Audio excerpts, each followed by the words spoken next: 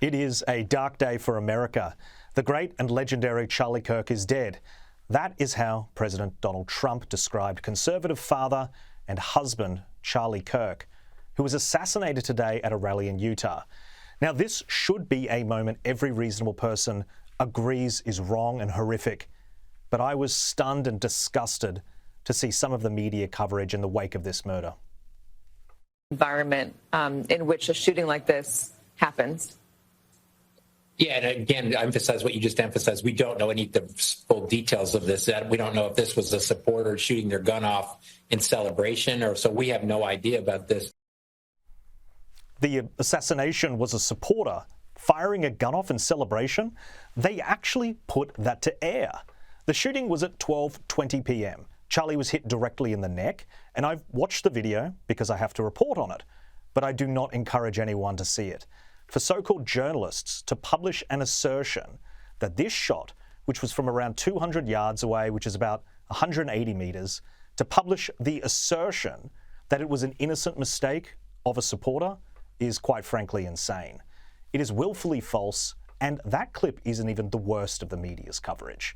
While showing footage of people running from gunshots, MSNBC thought it appropriate to provide context. They called him divisive at a time while he was dying from his wounds. By the way, our affiliate in Utah and the aftermath of the shooting, you could see people running away pretty quickly, as you would imagine they would do at gunshots. The FBI director, Kash Patel, has weighed in on this. He just tweeted the following: "We're closely monitoring reports of the tragic shooting involving Charlie Kirk at Utah Valley University. Our thoughts are with Charlie, his loved ones, and everyone affected. Agents will be on the scene quickly, and the FBI stands in full support of the ongoing response and the investigation."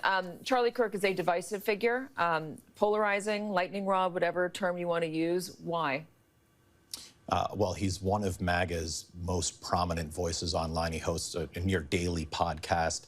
He opines on almost everything. He's been very closely aligned with the president since his initial run for office in 2015, 2016. And his ties to Trump really elevated his own brand. He was really quite young as an activist when the president launched his initial campaign.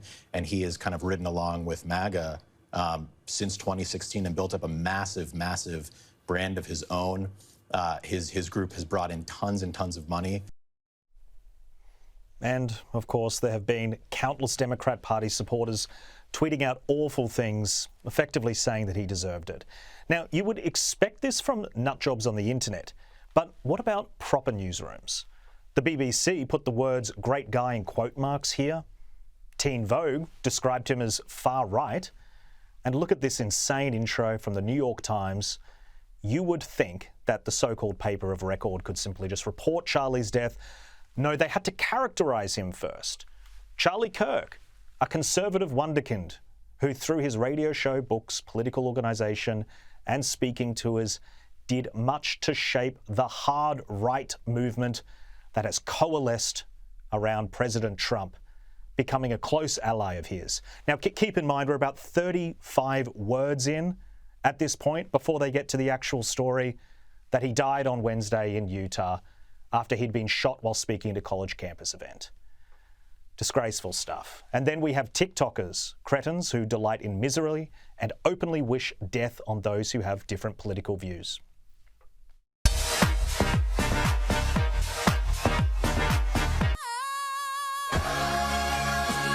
I'm not saying she deserved it, but I'm saying God's timing is always right. And goodness knows the wicked's lives are lonely. Is it any wonder that people turn to independent journalists at a time like this to just get a normal and reasonable view of what happened? And a credit to Megyn Kelly, who covered the news with grace and emotion. They're reporting that Charlie has died, that he's dead at the age of 31.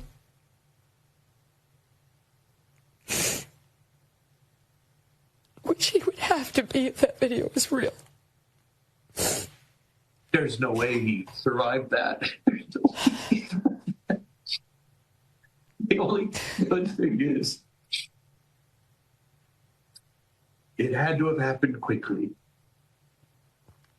Right. Right.